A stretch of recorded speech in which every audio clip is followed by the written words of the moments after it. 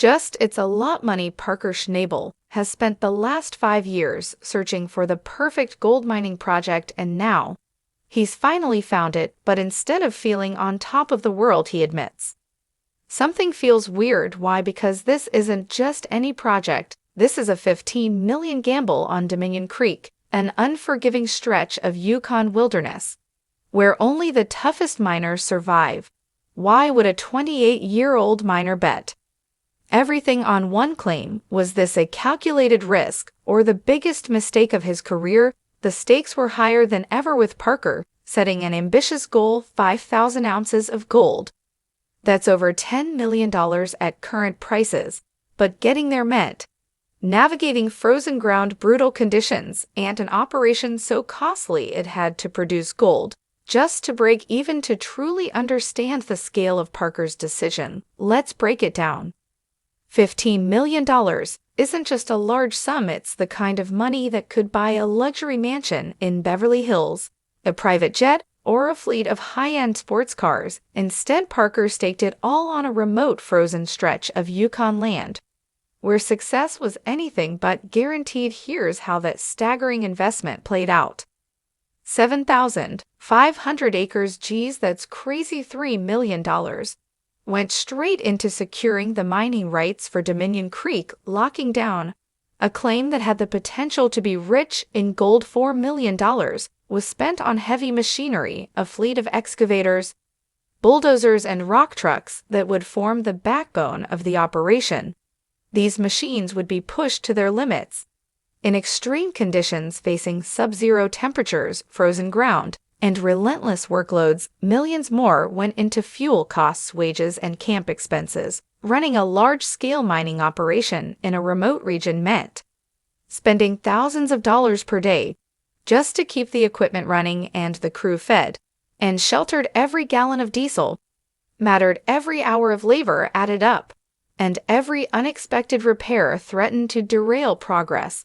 And then there was the crown jewel of the entire operation: the rocks and wash plant. Unlike traditional wash plants, this revolutionary piece of machinery had the potential to process more material faster than anything Parker had used before. It was designed to capture even the tiniest gold particles, maximizing efficiency and ensuring that no gold was left behind. But bringing Roxanne online came with huge logistical challenges.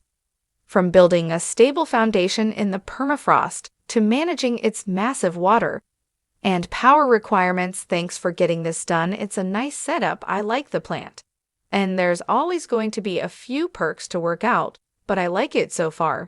This wasn't just another mining venture. This was Parker going all in. Every ounce of gold recovered had to justify this immense investment, and what he found beneath the frozen ground of Dominion Creek would change his operation forever.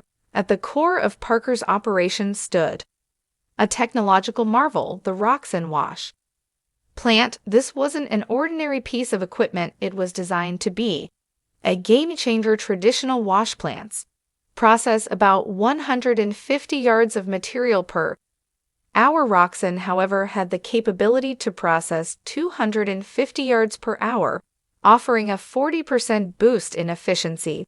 This meant that in the same amount of time, Parker's team could extract significantly more gold than before. More importantly, Roan's advanced gold recovery system was designed to capture particles as small as 0.5 millimeter, preventing valuable gold from slipping through the cracks. It was equipped with a triple-deck screening system that allowed for more precise material separation, ensuring that only the most valuable dirt was processed. An automated control system monitored water pressure, material flow, and recovery efficiency in real time, making adjustments as needed. However, the sheer size and weight of rock sand presented its own set of challenges. To prevent it from sinking into the thawing permafrost, the team had to construct a specially engineered foundation made of crushed rock and reinforced steel supports. Additionally, its enhanced processing capacity required an enormous amount of water, over 4,000 gal per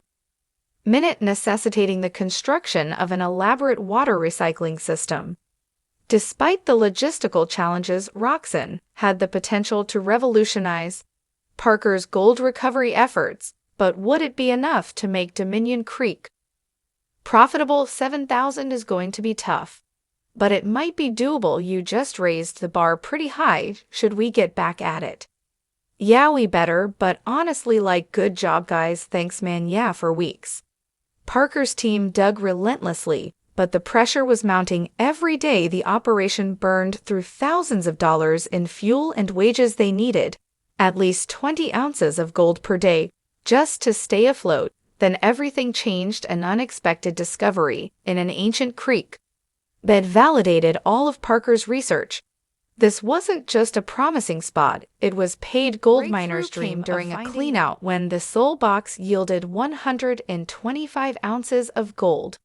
In a single run, an astonishing figure that exceeded expectations and sent waves of excitement through the crew. But the biggest shock was yet to come as Parker and his team sifted through the recovered material, their eyes locked onto something extraordinary: a 7.0 gold nugget, the largest ever unearthed at Dominion Creek. This wasn't just another chunk of gold. This nugget was a symbol of validation, proof that Parker's research instincts and sheer determination were paying off in spectacular fashion. Finding such a large, intact piece of gold confirmed that their mining strategy was working and hinted at the potential for even greater riches buried below. The excitement was contagious. After weeks of uncertainty, grueling work, and mounting expenses, the discovery reignited the crew's energy and morale. It wasn't just about the financial gain, it was about proving that this claim was the gold mine they had been searching for all along. This wasn't luck, this was evidence that Parker's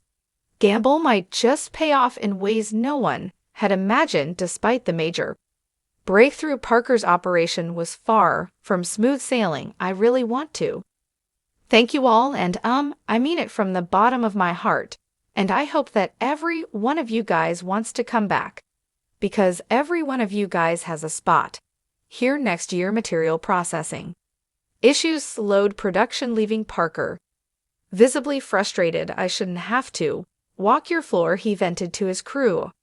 I thought everybody knew how to dig pay, but there are round rocks everywhere. The wear and tear on equipment was another ongoing battle. The harsh Yukon environment accelerated damage on excavator tracks, conveyor belts, and other critical components, forcing the team into constant repair mode. Some parts that should have lasted an entire season required frequent replacements, adding to both the workload and financial strain. Meanwhile, crew conditions were brutal. Living in remote, makeshift accommodations meant months away from family and a work-life balance that barely existed during peak mining periods. 18-hour workdays became the norm. Exhaustion was a daily battle, and morale fluctuated as frustrations built up over mechanical failures and slow production. Every aspect of the operation was grueling, from performing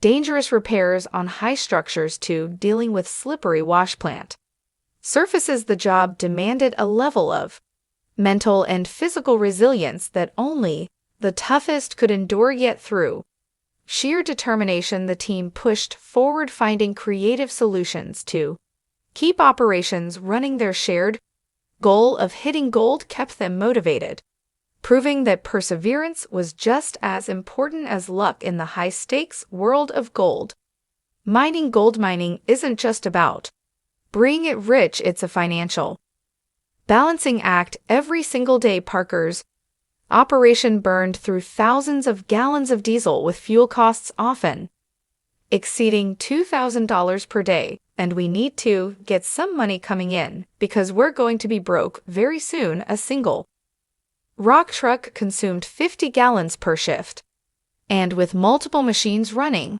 around the clock, weekly fuel expenses climbed into 5 figures. Payroll was another major expense, with skilled operators earning $25 to $40 per hour, and total weekly labor costs exceeding $20,000. Even maintenance was a financial Headache: just one excavator track cost $115,000 to replace the specialized mats in rock sand's gold recovery system.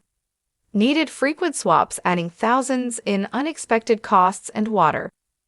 Management: keeping up with settling ponds and pumping stations drained. Additional resources: fluctuating gold prices further complicated profitability while gold hovered around $2,000 per ounce. The high cost of extraction meant actual profits were far lower. Parker constantly had to weigh the cost of processing more material versus finding richer ground with Dominion Creek proving its worth. Parker looked to the future. "We're on to a good piece of ground in Alaska," he revealed. If successful, this expansion could further solidify his gold empire. He understood that diversifying his mining locations was crucial for long-term success. A single claim, no matter how rich, could only last so long before its resources were depleted. Expanding into new territories would ensure his operation continued to grow. His experience with the rock sand wash plant had redefined modern mining efficiency, and his approach to strategic prospecting, skilled crew management, and cutting-edge technology would shape his future ventures. He had learned invaluable lessons at Dominion Creek: how to adapt, innovate, and persevere under extreme conditions. But even with all his success, Parker knew one thing: gold mining is never predictable. Each season brings new challenges, unexpected setbacks, and the